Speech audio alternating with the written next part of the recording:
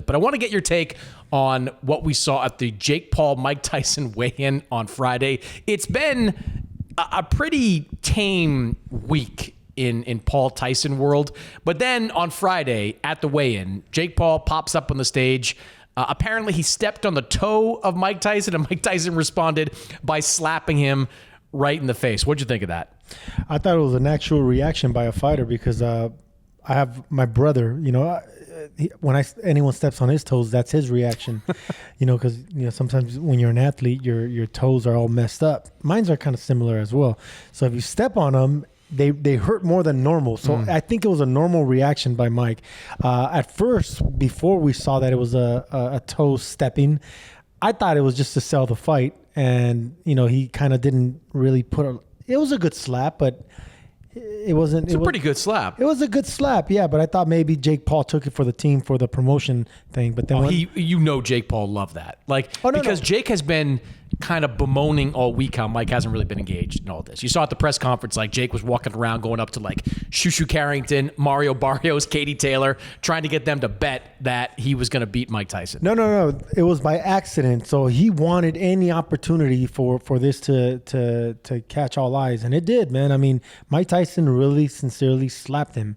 But it was because of the toe. It wasn't mean-spirited. I think he's kind of been mild, He hasn't really been like the old Mike. I seen an interview where he was interviewing with this young little cute girl. I saw that. And he got was dark on her, saying, I don't want a legacy. When I'm dead, I'm like, he got really morbid and macabre. He is a character, man. He is a character. I think that got more attention, and I totally felt. Did you see the look on the girl's face? No. She's listen, like, "Thanks for telling me that, Mike." She's brilliant, by the way. I love the way she handled it. But I get what Mike said. I would say something like that, but not to a little girl. I'll say it to you drinking, but I wouldn't say it to a little girl. But yeah, I've been following everything with the promotion. And I'm gonna be part of the circus. We're gonna be watching tomorrow. Bob Arum said the same thing to me a long time ago. When I asked him about his legacy, does he care what happens to Top Rank when he's dead? He goes, "No, I'll be dead. What do I care what people say about me? What do I care what happens to my company after I'm dead? I'm dead." And Mike Tyson, obviously, exact same mindset. The slap got a lot of attention. The video went viral. Does it change your opinion about this event at all? No. Nothing. It doesn't change anything at all. You asked me earlier over lunch, what do I think happens? I go, same thing I told you from day one. I think Jake Paul stops a 58-year-old Mike Tyson. I just don't think he has the legs. You're going to see once Mike misses how his legs aren't going to respond. He will miss. He's not going to land 100% of the punches. And then everyone's relying on, what if Mike lands? Okay, if he lands, he's going to hurt Jake Paul. But how about the other times when he's missing? That's what actually takes away the legs. People don't understand that. Only fighters do. So once that old man misses a big bomb, he's going to fall off balance. Once he gets hit off balance, he's going to go down. And then once he gets up, it's going to take more energy of his legs. And then Jake Paul's going to jump on him. I hope he doesn't go down. He's going to go down. He's going to go down. That would be just sad. Do you think it's... Let me ask you this.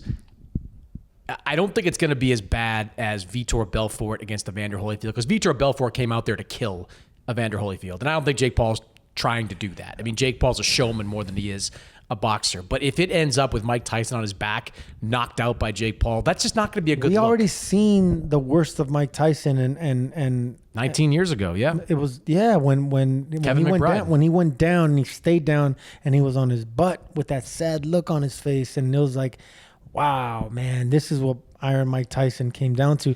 Even before that, when he he had a few bad losses. Yeah. The Lennox Lewis loss was pretty bad. I was about to say that when he was wiping his tears, from Lennox Lewis's face or something. Not the tears, or he was actually petting his face, and Mike was saying, "I'm not hungry anymore, man. I'm just doing this for the money." Even that was sad. We already seen too many sad tales. It's just gonna be another one. Get ready for it. He is. He does know how to market a fight. We talk about Jake Paul's marketing, but Mike's the same way. Like, I posted a story on SI.com this week where I interviewed a lot of people in Mike's world, and one of them was Shelly Finkel. And Shelly brought up that infamous 2002 press conference in New York where Mike went after Lennox Lewis.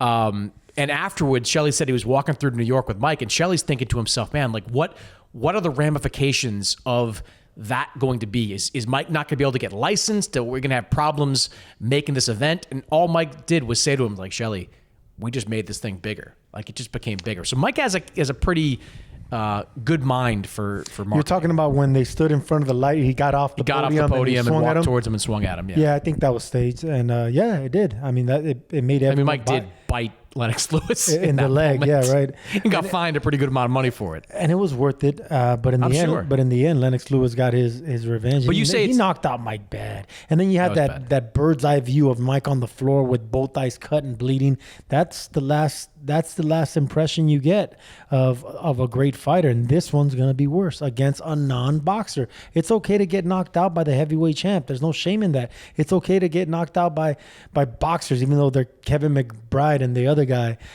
At least there were fighters. But whenever you have this YouTuber that's pretending to be a fighter, that's when everything becomes embarrassing for everyone watching. Yeah. Well, that slap, I think, probably added another million viewers globally. I mean, Netflix has 280 plus million subscribers worldwide. I don't know what the number is going to be. I know people at Netflix kind of pushed back on me when I initially suggested like 90 or 100 million, but we're talking about an audience that's probably going to exceed 30 million. Hey, listen, I hate against Jake Paul, but I'm not hating against Mike Tyson. I hope that people succeeds. want to see Mike Tyson. I hope it gets 100 million, and I hope they succeed, because a lot of that's going to go to Mike. So. Yeah.